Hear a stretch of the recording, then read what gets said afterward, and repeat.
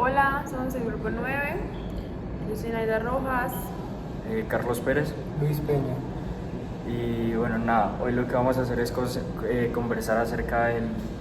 del prólogo del libro que habla sobre Salmona, escrito por Fabio, titulado La escalera de Salmona. Sí. Entonces, nada, para empezar lo que queremos hacer es, pues al momento de leer la lectura identificamos como ciertos puntos que consideramos relevantes como para la estructura del texto y que hemos visto que se relacionan como lo hablado con clases pasadas. Entonces pues los vamos a mencionar y pues a partir de ahí vamos a empezar a conversar acerca del texto. Entonces lo primero que queremos como mencionar es las referencias que convergen a través del pensamiento, del proceso del pensamiento, hacen parte como todo lo vivido y todas las referencias visuales y sí, que hacen parte de lo que uno ha experimentado y cómo convergen en lo que uno desarrolla como proyecto arquitectónico, donde pues se entiende que son varias, pero pues una que resaltamos y que se habla mucho en el texto es como la experiencia de vivir, en este caso cuando Salmona vivía en París, y pues relatan cómo era. También otro punto importante que encontramos en el texto es acerca de cuando hablan de los maestros, que estarían Frank Castell y Le Corbusier, y también a partir de eso se despliega como otra parte que es como la dualidad de frentes que se tienen para como de referencias, pero en el caso de Salmona lo que él hace es no dejarse guiar del todo por una postura o por otra, sino que lo que él hace es como adaptar su propia forma a partir de como de juntar ambas. Y ya por último, el último punto importante que rescatamos del texto es cuando hablan acerca del viaje para entender la arquitectura de una forma más completa.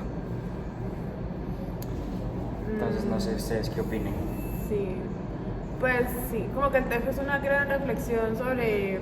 su experiencia y de por qué Salmona se convirtió en el arquitecto que fue. Y habla sobre esta dualidad de Frank Castell y Le Corbusier, y habla cómo esto lo influenció y lo vemos como muy presente en sus edificios cuando uno los visita, y es como esta tensión entre lo tradicional y lo moderno de la arquitectura, como que hay un diálogo muy presente en sus edificios y lo que se considera moderno. También habla sobre cómo el dibujo es un método de aprendizaje para Salmona, y esto se ve, pues como que siento que para mí personalmente como que ver los dibujos de arquitectos es como más influyente que ver un plano. Como que me gusta ver mucho los dibujos de Alvarado, de Aldo Rossi o de Pablo Arrocha, como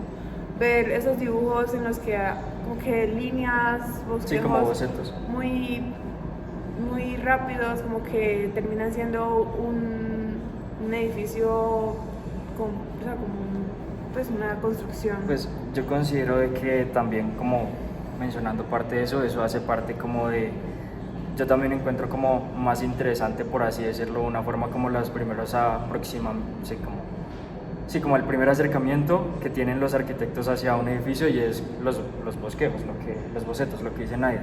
y es como todas esas referencias que se van acumulando y cómo se empiezan como a materializar en algo, y más que todo porque la dimensión de los dibujos es como del espacio en general y no como una planta, por ejemplo, que ya está más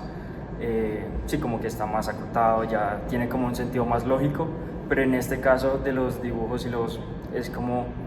la parte previa donde están como todos los procesos de pensamiento y de referencias y de ideas que tú quisieras como aplicar al proyecto. Entonces me parece interesante también. Sí, y volviendo como a ese enfrentamiento entre lo tradicional y lo moderno,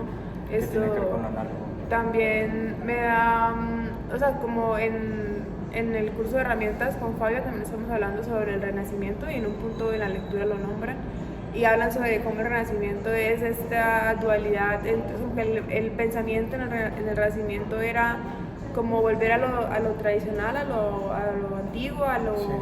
Sí, como una admiración al pasado. como a lo mágico, a lo que no tiene sentido, como a las explicaciones más mitológicas de las cosas, pero también a lo más racional y a lo más intelectual. Entonces, eso lo relacionan también con la arquitectura y como la arquitectura también es técnica y arte al mismo tiempo, como que no es una sola cosa a la vez y que debería ser siempre las dos cosas a la vez. Entonces, como que siento que Salmona tiene una gran presencia de estas virtudes, como de cómo lo tradicional y lo antiguo también se mezcla con lo moderno y también cómo mezcla las técnicas con las artes. Que yo creo que eso también tiene que ver con lo que mencionábamos de los maestros que... No, sí. Sí, lo que mencionábamos de los maestros que es acerca de que pues nada, en la obra de Salmona siempre estuvo muy influenciado en sus inicios por lo que fue Le Corbusier y Frank Castell. Entonces creo que es lo que dice Naida asociado como a esas dos figuras. Está como por un lado Le Corbusier, que se puede entender de cierta forma con matices, pero se puede entender como que es la parte más pragmática de las cosas, sí, como una forma más funcional. Y también está la contraparte de Frank Castell, que es como todo sí, como lo pasado, por así decirlo, que es como una admiración a lo clásico, por así decirlo. Sí, y pues digamos, allá teniendo en cuenta lo que tú decías, como digamos, Salmona pues manejaba como la dualidad de los dos conceptos, teniendo como a Frank Castell de un lado y pues a Le Corbusier del otro, y cómo adaptaba, digamos, como lo que estaba viendo de arquitectura en Europa, cómo transmitía o qué cosas filtraba de lo que estaba aprendiendo de los dos y qué aportaba como pues al país que lo adoptó, que fue Colombia. Entonces, digamos, qué cosas o qué ideas o como qué pensamientos traía como para instruir y pues que se ven plasmados hoy en día en las obras que pues él realizó. Y me parece también como muy interesante una cita que había leído de él que decía: la historia, los acontecimientos que suceden en el lugar lo afectan, lo caracterizan, lo modifican, pero solo el hombre lo transforma. La historia modifica la cultura y la arquitectura, las enriquece transformándolas. Entonces, me parece muy importante cómo Le Corbusier, digamos,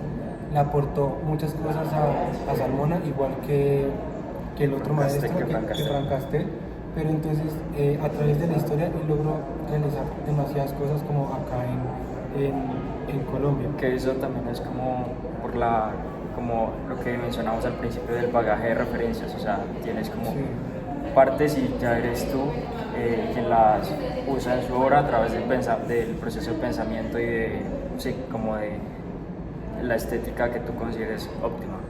Y también, o sea, digamos, ahí también va mucho de la mano lo que decían ustedes de los bosquejos, de los esquemas, de los dibujos, como que es el primer acercamiento que tiene una idea y cómo uno la plasma en un papel, pero siento que la idea agarra forma a través también de la experiencia. Entonces uno como se imagina esos espacios que está dibujando o qué es lo que yo quiero como proyectar en el papel con una idea, con un esquema, y para eso también es necesario como el viaje, lo que tú mencionabas, de recorrer diferentes lugares y filtrando como las cosas que me gustan para luego proyectarlas.